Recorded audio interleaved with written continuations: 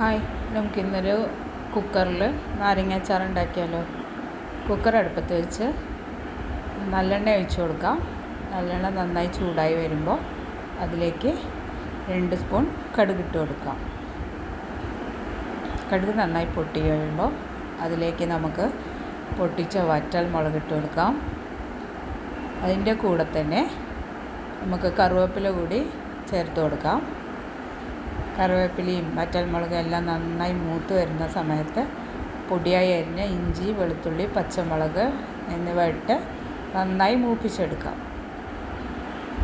Medium ഫ്ലെയിമിലായിരിക്കണം gas എപ്പോഴും വെക്കേണ്ടത്. അതിനുശേഷം നമുക്ക് പൊടികൾ ചേർക്കണം. അതുകൊണ്ട് ഗ്യാസ് ഓഫ് ചെയ്തതിന് ശേഷം പൊടികളായ 1.5 സ്പൂൺ മഞ്ഞൾപ്പൊടി, 4 ടീസ്പൂൺ എരിവുള്ള മുളക് പൊടി, 2 ടീസ്പൂൺ കാശ്മീരി മുളക് പൊടി,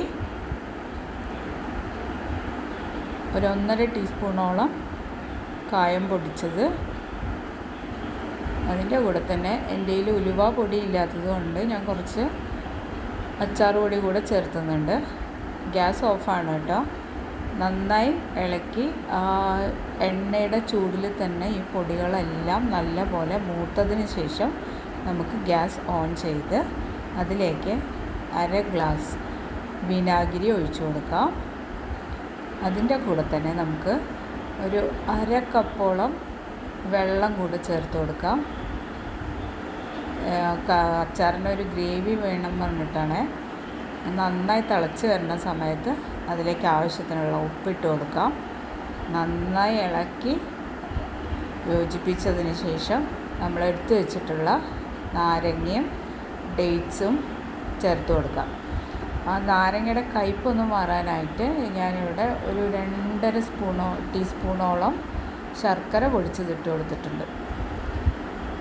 ഡേറ്റ്സും നാരങ്ങയും നല്ല പോലെ ഗ്രേവിയിലൊന്ന് നല്ല പോലെ ഇളക്കി യോജിപ്പിച്ചതിന് ശേഷം നമുക്ക് കുക്കർ അടച്ച് വെച്ച് മീഡിയം ഫ്ലെയിമിൽ 3 വിസിൽ, എൻ്റെ വിസിലെല്ലാം പോയി കഴിഞ്ഞ് കുറച്ച് നേരത്തിന് ശേഷം നമ്മൾ കുക്കർ തുറന്ന് നോക്കുകയാണ്.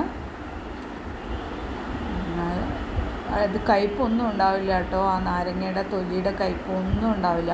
ഇത് തണുത്ത് വരുന്ന സമയത്ത് നല്ല ക്രീമി പോലെയുള്ള അച്ചാറായിരിക്കും. നല്ല ടേസ്റ്റാണ്.